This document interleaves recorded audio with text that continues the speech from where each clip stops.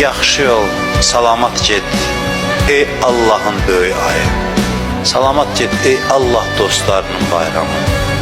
Ey en güzel vaxtlarım, en güzel anlarım, en güzel saniyelerim.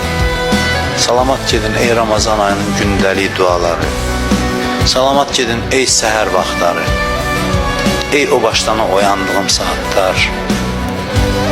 Ey ibadət elədiyim vaxtlar. Salamat ged ey iftar zamanları, ey iftar vaxtları. Salamat qal ey ruhumu göylərə qaldıran ay. Ey məni dünyadan qoparıb cənnətə aparan ay. Axırıncı xahişimdir səndən, ay mübarək Ramazan ay. Qiyamət günü məndən şikayət eləmə. Qiyamət günü məndən şikayət eləmə. Demək ki, mənim haqqımı yerinə yetirmədi.